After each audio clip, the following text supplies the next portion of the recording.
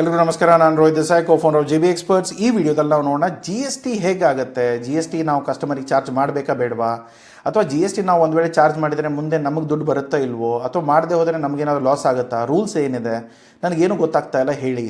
Okay, so GST ವಿಷಯಕ್ಕೆ ಬಂದರೆ ಯಾವುದೇ ಥರದ ಟ್ಯಾಕ್ಸಸ್ಗಳು ನೀವು ಕಸ್ಟಮರ್ಗೆ ಚಾರ್ಜ್ ಮಾಡೋ ಹಾಗಿಲ್ಲ.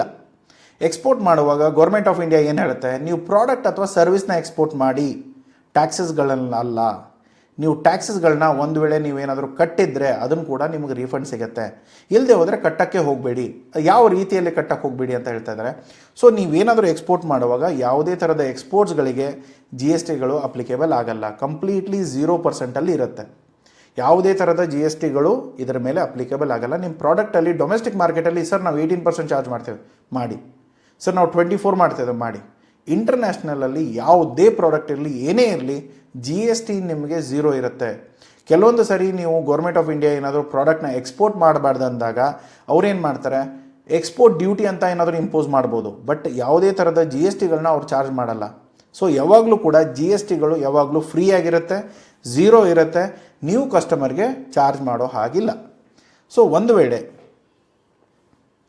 GST ನಿಮ್ಮ ಗೂಡ್ಸ್ ಆಗಿರ್ಬೋದು ಅಥವಾ ಸರ್ವಿಸ್ ಎಕ್ಸ್ಪೋರ್ಟ್ ಬಗ್ಗೆ ಮಾತಾಡ್ತಾ ಇಲ್ಲ, ಬಟ್ ಗೂಡ್ಸ್ ಆಗಿರ್ಬೋದು ಅಥವಾ ಸರ್ವಿಸ್ ಆಗಿರ್ಬೋದು, ಏನೇ ಎಕ್ಸ್ಪೋರ್ಟ್ ಮಾಡಿದರೂ ನೀವು GST ಪೇ ಮಾಡೋ ಆಗಿಲ್ಲ. ಒಂದು ವೇಳೆ ನೀವೇನಾದರೂ ಪೇ ಮಾಡಿದರೆ ಅದನ್ನು ಕೂಡ ನೀವು ತಿರುಗಿ ತೊಗೊಳ್ಬೋದು. ಸೊ ಅದರಲ್ಲಿ ನೀವು ರಾ ಮೆಟೀರಿಯಲ್ ಇರ್ಬೋದು, ಪ್ಯಾಕೇಜಿಂಗ್ ಮೆಟೀರಿಯಲ್ ಇರ್ಬೋದು, ಟ್ರಾನ್ಸ್ಪೋರ್ಟೇಷನ್ ಇರ್ಬೋದು, ಬೇರೆ ಯಾವುದೋ ಸರ್ವಿಸ್ ಇರ್ಬೋದು, CHA ಸರ್ವಿಸ್ ಇರ್ಬೋದು. CHA ಸರ್ವಿಸಸಲ್ಲಿ ಪ್ರತಿ ಸಾರಿನೂ ಅವ್ರು ಮೆನ್ಷನ್ ಮಾಡಿರ್ತಾರೆ, ಸರ್ ನಾನು ಈ ಚಾರ್ಜು ಪ್ಲಸ್ GST, ಈ ಚಾರ್ಜು ಪ್ಲಸ್ GST. ಆ GST ಏನಿದೆ, ಏನೇ ಕಟ್ಟಿರ್ಬೋದು ಅವೆಲ್ಲವೂ ಕೂಡ ನೀವು ಇನ್ಪುಟ್ ತೊಗೊಳ್ಬೋದು. ಸೊ ಅದೆಲ್ಲವೂ ಕೂಡ ನಿಮ್ಮ GST ನಂಬರಲ್ಲಿ ಇರುತ್ತೆ. ಸೊ ನೀವು ಮಾಡಬೇಕಾಗಿರೋದೇನೋ ಇಲ್ಲಿ 2 ರೀತಿಯಲ್ಲಿ ನೀವು ಇನ್ಪುಟ್ನ ತೊಗೊಳ್ಬೋದು. ಒಂದು, ನೀವು ಕಟ್ಟಕ್ಕೆ ಹೋಗಬೇಡಿ. ಫಸ್ಟ್ ಏನಂತಂದರೆ GSTನ ಕಟ್ಟಕ್ಕೆ ಹೋಗಬೇಡಿ. ಹೇಗೆ ಕಟ್ಟದೇ ಇದ್ದರೆ ನಡೆಯುತ್ತೆ, LUT ಅಂತ ತೊಗೊಳ್ಬೋದು. ಸೊ LUT ತೊಗೊಂಡ್ರೆ 1 ವರ್ಷ ಅದರ ವ್ಯಾಲಿಡಿಟಿ ಇರುತ್ತೆ. ಆ LUT ಅಂತಂದರೆ ನೀವು ಒಂಥರ VIP ಎಂಟ್ರಿ ಇದ್ದಂಗೆ. ನೀವು ದುಡ್ಡು ಕೊಡಲ್ವಾ, ಸರಿ ಬಿಡಿ. ಈ ಗೌರ್ಮೆಂಟ್ ಟೋಲ್ಸ್ಗಳಲ್ಲಿ ಈ ಪಾಲಿಟಿಷಿಯನ್ಗಳು ತೋರಿಸ್ತಾರೆ ನೋಡ್ತೀರಾ, ಈ ಗೌರ್ಮೆಂಟ್ ಆಫೀಸ್ಗಳೆಲ್ಲ ತಮ್ಮ ಕಾರ್ಡ್ಗಳು, ID ಕಾರ್ಡ್ಗಳನ್ನ ತೋರಿಸ್ಬಿಟ್ಟು ಹೋಗ್ತಾರೆ. ಸೊ ಆ ಥರ ನೀವು ಕೂಡ ಎಕ್ಸ್ಪೋರ್ಟ್ಸಲ್ಲಿ LUT ಇದ್ದರೆ ನಿಮ್ಗೊಂಥರ ಗೌರ್ಮೆಂಟ್ ಕಾರ್ಡ್ ಇದ್ದಂಗೆ. ನೀವು ಅದಕ್ಕೆ ದುಡ್ಡು ಕಟ್ಟೋ ಅವಶ್ಯಕತೆ ಇಲ್ಲ, ನೀವು ಟ್ಯಾಕ್ಸಸ್ ಕಟ್ಟೋ ಅವಶ್ಯಕತೆ ಇಲ್ಲ, ನೀವು ಡೈರೆಕ್ಟ್ಲಿ ಬೈಪಾಸ್ ಆಗುತ್ತೆ. ಇದನ್ನು ನೀವು ಕಟ್ಟದೇನೆ ಯಾವುದೇ ಥರದ ತೊಂದರೆಗಳಿಲ್ಲದೆ ನೀವು ಆರಾಮಾಗಿ ಮಾಡ್ಬೋದು. ಇದು ಯಾರು ಮಾಡ್ತಾರೆ, 99% ಎಕ್ಸ್ಪೋರ್ಟರ್ಸ್ಗಳು ಎಲ್ಲ ಇದನ್ನೇ ಮಾಡ್ತಾರೆ. ಯಾಕೆ, ಇವಾಗ GST ನಾನು ಕಟ್ಟಿ ಅದನ್ನು ರೀಫಂಡ್ ಕೊಡ್ತಾರೆ ಸರಿ, ಬಟ್ ಆದರೆ ಇವಾಗ GST ನಾನು ಕಟ್ಟಬೇಕಲ್ಲ ಕೈಯಿಂದ, ಆ ದುಡ್ಡು ಎಲ್ಲಿಂದ ತೊಗೊಂಡು ಬರಲಿ. ಮೊದಲೇ ನನ್ನ ಹತ್ರ ವರ್ಕಿಂಗ್ ಕ್ಯಾಪಿಟಲ್ ಕಡಿಮೆ ಇದೆ, ಅದರಲ್ಲಿ ನಾನು ಇದ್ದಿದ್ದು ದುಡ್ಡು ಕಡಿಮೆ ಇರಲಿ ಅಥವಾ ಇತ್ತು ಅಂದರೂ ಕೂಡ ಯಾಕೆ ಹೋಗ್ಬಿಟ್ಟು GST ಕಟ್ತೀರಾ.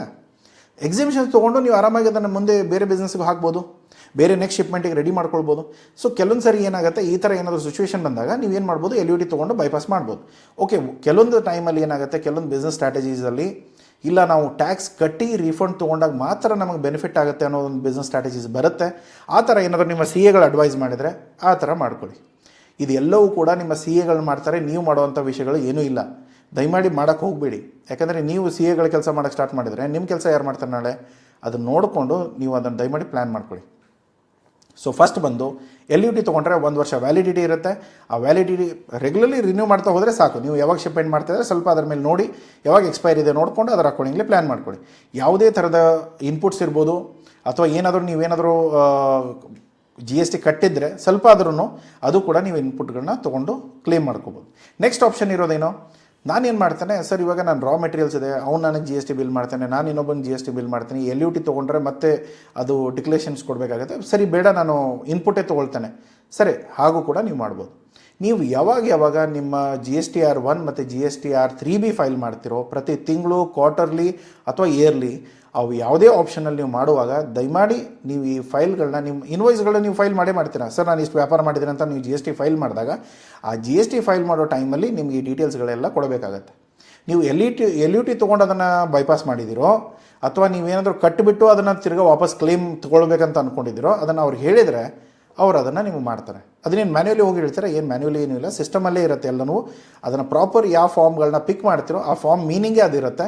ಸೊ ಅದನ್ನು ನಿಮ್ಮ CAಗಳು ಮಾಡ್ತಾರೆ. ನೀವು ನೀವು ಅದರಲ್ಲಿ ಮೂಗು ತೋರ್ಸೋಕೆ ಹೋಗಬೇಡಿ. ಯಾಕಂದರೆ ಸ್ವಲ್ಪ ಹೆಚ್ಚು ಕಡಿಮೆ ಆಯಿತು ಅಂದರೆ ನಿಮಗೆ ಬರೋ ದುಡ್ಡು ಸಿಕ್ಕಾಕೊಳ್ಳುತ್ತೆ. ಅದಾದಮೇಲೆ ಏನಾಗುತ್ತೆ, ಕೆಲವೊಂದು ಸಾರಿ ಈ CAಗಳು ಅಲ್ಲಿ ಪ್ರತಿಯೊಂದು ಕಾಲಮಲ್ಲಿ ಏನಾಗುತ್ತೆ, ನಿಮ್ಮ CA ಲೈಸೆನ್ಸ್ ನಂಬರ್ ಕೊಡೋದಿರುತ್ತೆ, ಅದನ್ನು ಕೊಡಲ್ಲ. ಅಥವಾ ನಮ್ಮ ಹತ್ರ ಇರಲ್ಲ, ನಾವು CA ಎಕ್ಸಾಮೇ ಬರೋದಿಲ್ಲ, ನಮ್ಮ ಹತ್ರ ಲೈಸೆನ್ಸ್ ಎಲ್ಲಿಂದ ಬರುತ್ತೆ. ಸೊ ಈ ಥರದ್ದೆಲ್ಲ ವಿಷಯಗಳು ಬಂದಾಗ ನೀವು ಬೆಟರ್ ಏನಂತಂದರೆ ಒಬ್ಬ ಪ್ರೊಫೆಷ್ನಲ್ ಹೈರ್ ಮಾಡಿ ಅವ್ರು ನಿಮ್ಗೆ ಹ್ಯಾಂಡಲ್ ಮಾಡ್ತಾರೆ. ಬೇರೆ ಯಾವುದೇ ಥರದ ತಲೆನೋವುಗಳು ನಿಮ್ಗೆ ಅವಶ್ಯಕತೆಗಳಿಲ್ಲ.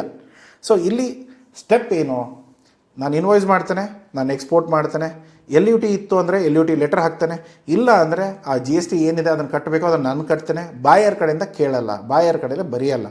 ಸೊ ಅದನ್ನು ನಾನು ಅಟ್ಯಾಚ್ ಮಾಡಿ ನಾನು ಕಸ್ಟಮ್ಸಿಗೆ ಕಳಿಸ್ತೇನೆ. ಅವ್ರು LUT ನೋಡ್ತಾರೆ, ಓಕೆ ಎಲ್ಲ ಕ್ಲಿಯರ್ ಇದೆ, ಡಾಕ್ಯುಮೆಂಟ್ಸ್ ಎಲ್ಲ ಕ್ಲಿಯರ್ ಇದೆ, ಫೈಲ್ ಮಾಡ್ತಾರೆ, ಮುಗಿಸಾಕ್ತಾರೆ.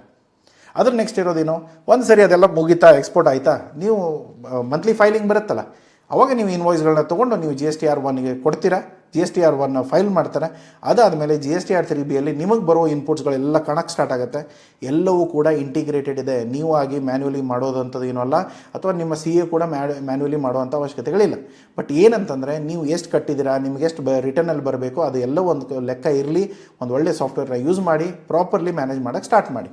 ಸೊ ಇದರಲ್ಲಿ ಬರೋದೇನು, ಐಸ್ಗೇಟ್, DGFT ಮತ್ತು GST ಪೋರ್ಟಲ್, ಈ ಮೂರುಗಳಲ್ಲೂ ನಿಮ್ಮ ಅಕೌಂಟ್ ಡೀಟೇಲ್ಸ್ ಸೇಮ್ ಇರಬೇಕು, ಇಂಟಿಗ್ರೇಷನ್ ಆಗಿರಬೇಕು. ಪ್ರತಿಯೊಂದರಲ್ಲೂ ನಿಮ್ಮ DGFTಯಲ್ಲಿ ನಿಮ್ಮ GST ನಂಬರ್ ಇರಬೇಕು, ಐಸ್ಗೇಟಲ್ಲಿ ನಿಮ್ಮ GST ನಂಬರ್ ಇರಬೇಕು. ಪ್ರತಿಯೊಂದು ಪೋರ್ಟಲಲ್ಲೂ ಕೂಡ ನಿಮ್ಮ ಬ್ಯಾಂಕ್ ಅಕೌಂಟ್ ಕೂಡ ಸೇಮ್ ಇರಬೇಕು. ಅವಾಗ ಏನಾಗ್ಬಿಡುತ್ತೆ, ಫ್ಲೋ ಏನೇ ಇದ್ದರೂ ಕೂಡ, ಎಲ್ಲಿಂದ ಏನೇ ಇನ್ಪುಟ್ಗಳು ಬರೋದಿದ್ರು, ಬೆನಿಫಿಟ್ಗಳು ಬರೋದಿದ್ರು ಕೂಡ ಆಟೋಮೆಟಿಕ್ಲಿ ನಿಮ್ಗೆ ಅದು ದುಡ್ಡು ಬರುತ್ತೆ, ನಿಮ್ಮ ಬ್ಯಾಂಕ್ ಅಕೌಂಟಿಗೆ ಬರುತ್ತೆ, ಇಲ್ಲ ವೋಚರಾಗಿ ಬರುತ್ತೆ, ಏನೋ ಒಂದು ಡ್ಯಾಶ್ ಬೋರ್ಡಲ್ಲಿ ಬಂದು ಕೂತ್ಕೊಳ್ಳುತ್ತೆ. ಆವಾಗ ನೀವು ಅದನ್ನು ಕ್ಲೇಮ್ ಆದರೂ ಮಾಡ್ಬೋದು, ಯೂಸ್ ಆದರೂ ಮಾಡ್ಬೋದು, ಇಲ್ಲ ಅಂದರೆ ಅದನ್ನು ಟ್ರಾನ್ಸ್ಫರ್ ಆದರೂ ಮಾಡ್ಬೋದು. ಸೊ ಇದು ಎಲ್ಲವೂ ಬೆನಿಫಿಟ್ಗಳು ನಿಮಗೆ ಇಲ್ಲಿ GST ಪೋರ್ಟಲ್ದಲ್ಲಿ ಸಿಗುತ್ತೆ. ಸೊ GST ಒಂದು ಮೇನ್ ವಿಷಯ, ಬಾಯರ್ಗಳಿಗೆ ಚಾರ್ಜ್ ಮಾಡಲ್ಲ, 0 GSTಲಿ ಎಕ್ಸ್ಪೋರ್ಟ್ ಮಾಡ್ತೀರಾ. ಎರಡು ರೀತಿಯಲ್ಲಿ ಮಾಡ್ಬೋದು. LUT ತೊಗೊಂಡ್ರೆ ಕಟ್ಟೋದೇ ಇಲ್ಲ, ಡೈರೆಕ್ಟ್ಲಿ ಹೋಗ್ಬಿಡುತ್ತೆ, ಅಥವಾ ಫುಲ್ ಕಟ್ಟಿಬಿಟ್ಟು ತಿರ್ಗಾ ವಾಪಸ್ ದುಡ್ಡು ತೊಗೊಳ್ಬೋದು. ಸೊ ಎಲ್ಲ ಕ್ಲೇಮ್ಗಳು ನಿಮಗೆ ಸಿಗುತ್ತೆ. ಸೊ ಇದನ್ನು ಮಾಡಿಕೊಂಡು ಪರ್ಚೇಸ್ ಏನಿದೆ, ಸೇಲ್ಸ್ ಏನಿದೆ, ಅವೆರಡೂ ರೆಕಾರ್ಡ್ನ ನಿಮ್ಮ CA ಕೊಟ್ಟರೆ ನಿಮ್ಗೆ ಏನೇನು ರೀಫಂಡ್ ಬರಬೇಕು ರೀಫಂಡು ತರ್ತಾರೆ, ಕ್ಲೇಮ್ ಏನು ತೊಗೋಬೇಕು ಕ್ಲೇಮು ತೊಗೊಳ್ತಾರೆ, ಅಥವಾ ಎಲ್ಲಿ ಅಡ್ಜಸ್ಟ್ ಮಾಡಬೇಕು ಅದನ್ನು ಅಡ್ಜಸ್ಟು ಮಾಡ್ತಾರೆ. ಕೈನ ತೊಳ್ಕೊಂಬಿಟ್ಟು ನಿಮಗೆ ಫುಲ್ ಕ್ಲೋಸ್ ಮಾಡಿ ನಿಮ್ಮ ಕೈ ಕೊಡ್ತಾರೆ. ಇಷ್ಟು ಒಳ್ಳೆಯ CA ನಿಮ್ಮ ಹತ್ರ ಇದ್ದರೆ ತುಂಬ ಒಳ್ಳೆಯದು. ಇಲ್ಲ, ಕಾಂಟ್ಯಾಕ್ಟ್ ಮಾಡಿ, ನಮ್ಮ ರೆಫರೆನ್ಸಿಂದ CAಗಳು ಏನಿದ್ದಾರೆ ಅವ್ರ ಜೊತೆ ಸೇರ್ಕೊಂಡು ಕೆಲಸ ಮಾಡೋಕ್ಕೆ ಸ್ಟಾರ್ಟ್ ಮಾಡಿ. ಸೊ ಅರ್ಥ ಆಗಿದೆ ಅಂದ್ಕೊಳ್ತೇನೆ. ಏನೇ ತೊಂದರೆಗಳಿದ್ದರೆ ಕಮೆಂಟ್ ಬಾಕ್ಸ್ ಓಪನ್ ಇದೆ, ಕ್ವಶನ್ಗಳನ್ನ ಅಲ್ಲಿ ಕೇಳಿ. ಈ ವಿಡಿಯೋಸ್ಗಳು ಕನ್ನಡ, ಹಿಂದಿ, ಇಂಗ್ಲೀಷಲ್ಲಿದೆ. ತುಂಬ ಜನ ಗೊತ್ತಾಗದೇ ಇರ್ಬೋದು. ದಯಮಾಡಿ ನೀವು ವೀಡಿಯೋಸ್ಗಳನ್ನ ಯಾವ ಭಾಷೆಯಲ್ಲಿದೆ, ಯಾವ ಪ್ಲೇಲಿಸ್ಟ್ಗಳನ್ನ ಫಾಲೋ ಮಾಡ್ತೀರಾ ಕರೆಕ್ಟಾಗಿ ನೋಡ್ಕೊಳ್ಳಿ. ಕನ್ನಡ ಪ್ಲೇಲಿಸ್ಟ್ ಸಪ್ರೇಟ್ ಆಗಿದೆ, ಹಿಂದಿ ಪ್ಲೇಲಿಸ್ಟ್ ಸಪ್ರೇಟ್ ಇದೆ, ಇಂಗ್ಲೀಷ್ ಪ್ಲೇಲಿಸ್ಟ್ ಸಪ್ರೇಟ್ ಇದೆ. ನಿಮಗೆ ಯಾವ ಭಾಷೆ ಅರ್ಥ ಆಗುತ್ತೆ ಆ ಪ್ಲೇಲಿಸ್ಟ್ಗಳನ್ನ ಸೆಲೆಕ್ಟ್ ಮಾಡಿಕೊಂಡು ಪ್ರತಿದಿನ ಬರೋ ವೀಡಿಯೋಗಳನ್ನ ನೋಡಿಕೊಂಡು ಕಲ್ತ್ಕೊಂಡು ಎಕ್ಸ್ಪೋರ್ಟ್ ಇಂಪೋರ್ಟ್ ಬಿಸ್ನೆಸ್ನ ಸ್ಟಾರ್ಟ್ ಮಾಡಿ. ಸೊ ಏನೇ ತೊಂದರೆಗಳಿದ್ದರೆ, ಇನ್ನೊಂದು ಮೇನ್ ಕ್ವಶನು, ಸರ್ ಇದೆಲ್ಲ ಇನ್ಪುಟ್ ಎಲ್ಲ ಇದೆಯಲ್ಲ, ಹಾಗಿದ್ರೆ GST ಬೇಡವಾ? GST ಮ್ಯಾಂಡೇಟ್ರಿ ಇದೆ, GST ಸರ್ಟಿಫಿಕೇಷನ್ ಮಾಡಲೇಬೇಕು. ಸೊ ಇಲ್ಲೆಲ್ಲ ಕಟ್ಟೋದಿಲ್ಲ, ವಾಪಸ್ ಬರುತ್ತೆ ಹಾಗೆ ಅಂತಂದ ತಕ್ಷಣ GSTನೇ ಬೇಡ ಅನ್ನೋ ಥರ ಮೂರ್ಖತ್ವ ತೊಗೋಬೇಡಿ. GST ಬೇಕೇ ಬೇಕು, GST ರಿಜಿಸ್ಟರ್ ಮಾಡಲೇಬೇಕು. ನೀವು ಪ್ರೈವೇಟ್ ಲಿಮಿಟೆಡ್ ಕಂಪ್ನಿ ಇದ್ದರೆ ಎಲ್ಲ ರಿಜಿಸ್ಟರ್ ಮಾಡ್ಕೊಂಡು GST ಮಾಡಿಸ್ಕೋಬೇಕು. ಪ್ರೊಪ್ರೈಟರ್ಶಿಪ್ ಆದರೆ GST ಅಂತೂ ಮುಂಚೆನೇ ಮಾಡಬೇಕು, ಮುಗಿದೋಯ್ತು ಅಲ್ಲಿಗೆ. ಓಕೆ, ಸೊ GST ಮ್ಯಾಂಡೇಟ್ರಿ ಇದೆ, GST ಮಾಡಲೇಬೇಕು. ಇದೆಲ್ಲವೂ ಕೂಡ ನೀವು GSTಗಳು ಇದ್ದರೆ ಮಾತ್ರ ಮಾಡೋಕ್ಕಾಗುತ್ತೆ, ಇಲ್ಲದೆ ಹೋದರೆ ಮಾಡೋಕ್ಕಾಗಲ್ಲ. ಓಕೆ, ಎಲ್ಲ ಕ್ಲಿಯರ್ ಆಗಿದೆ ಅಂದ್ಕೊಳ್ತೇನೆ. ಈ ವಿಡಿಯೋ ಅರ್ಥ ಆಗಿದ್ದರೆ, ಇಷ್ಟ ಆಗಿದ್ದರೆ ಲೈಕ್ ಮಾಡಿ, ನಾಲೆಜ್ ಸಿಕ್ಕಿದ್ರೆ ಸಬ್ಸ್ಕ್ರೈಬ್ ಮಾಡೋದು ಮರಿಬೇಡಿ. ಬೇರೆ ಏನು ಡೌಟ್ಸ್ ಇದ್ದರೆ ಕಮೆಂಟ್ ಬಾಕ್ಸಲ್ಲಿ ಕೇಳೋದನ್ನು ಮರಿಬೇಡಿ. ಓಕೆ, ಸೊ ಇವತ್ತಿಂದ Kannada export import business course start ಆಗ್ತಾಯಿದೆ 7 ಗಂಟೆಗೆ. ನೀವೇನಾದರೂ ಆಲ್ರೆಡಿ ಎನ್ರೋಲ್ ಆಗಿದ್ದರೆ ಸಿಗೋಣ 7 ಗಂಟೆಗೆ. Okay, thank you so much, take care, bye.